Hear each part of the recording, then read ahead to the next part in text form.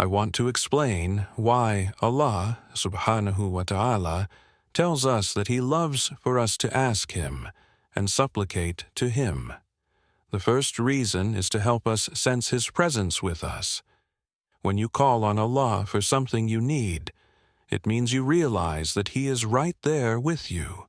Allah does not need anything from us. He is completely independent and self-sufficient. Our du'as, supplication, does not add anything to His might. Rather, by calling upon Him, we ourselves gain a profound awareness that He is ever present and close to us. The second reason why Allah loves us to supplicate to Him is because it makes us know that He is always listening. Consider how much you love it when the people closest to you, like your parents, truly listen. Many young people feel that their parents do not hear them, so they keep secrets and go their own way. But Allah subhanahu wa ta'ala never turns away. He constantly listens and responds. That is why doing anything haram, prohibited, is never the right path.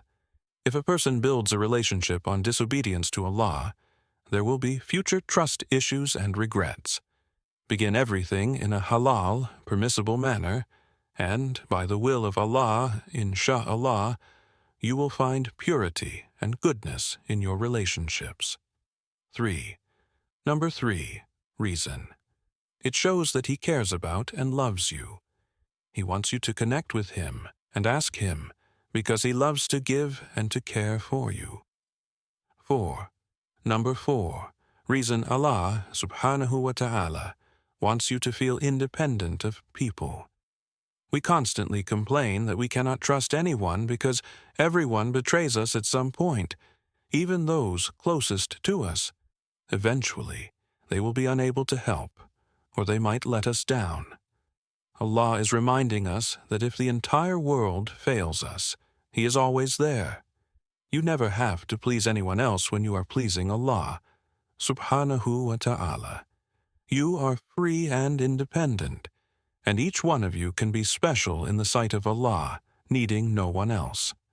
That is why, if you notice our Palestinian brothers and sisters in Gaza, no matter how many family members they lose, they say, "We do not need anybody. We have Allah." That is true victory. It confounds their enemies because they remain spiritually free. They have Allah just as Ibrahim alayhi salam did when he was thrown into the fire. He needed no one but Allah, and Allah subhanahu wa ta'ala saved him. It is also a natural human inclination to turn to a caregiver.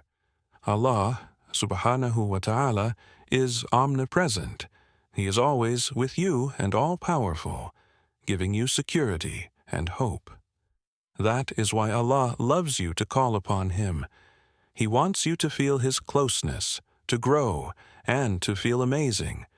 Dua, supplication, and ibadah, worship, are your connection and relationship with your ultimate caregiver and Lord, Allah subhanahu wa ta'ala. Next, brothers and sisters, the Prophet sallallahu alayhi wasallam says, when you ask of Allah, make dua about everything, truly everything. Listen to this hadith. Each of you should ask Allah for every need, so much so that even if your shoelace breaks, you should pray to Allah about it. Authentic hadith. How do you pray to Allah over a shoelace?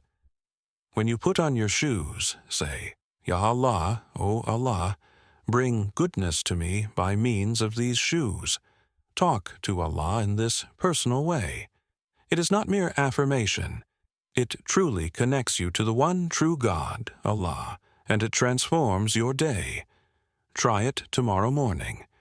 Lace up and say, O Allah, make these shoes a pathway to goodness for me today. Let them carry me to beneficial places. You will see how it changes your outlook. My brothers and sisters, another thing we understand from this verse is that Allah subhanahu wa ta'ala says, I will respond to you. Many people misunderstand this. They say, I have asked Allah. I have made dua. Why is there no response? Then they give up. Listen carefully. This is crucial. We humans do not know everything. We do not know what will happen tomorrow or even tonight. We did not choose to be born in a certain place or time. So when we make dua, we often expect a specific response from Allah at a specific time in a specific way. One brother came to me, grieving, and said he spent day and night in dua, isolated himself, even quit his job, yet felt no relief. I told him he was fixated on one particular outcome and timing, and that only made him feel worse. We must do our part, make dua, and then move on with trust in Allah. He will grant what is best at the best time. Listen to the beautiful hadith of the Prophet, sallallahu alaihi wasallam. He said, "Pray to Allah with certainty that He will answer your dua, and do not be hasty." The Prophet, sallallahu alaihi wasallam, explained that a person's prayer is granted as long as they do not pray for sin or for cutting family ties, and as long as they are not impatient, saying, "I have prayed so much, yet I see no answer," and then giving up. Sometimes Allah answers you exactly in this world. Sometimes He reserves a reward for you in the hereafter, and sometimes He averts a disaster that was coming your way. The prophets and companions would say, "O Allah, give me what is best, and you are the most merciful." Prophet Ayub, alayhi salam, did not simply say, "O Allah, cure me," when he was ill.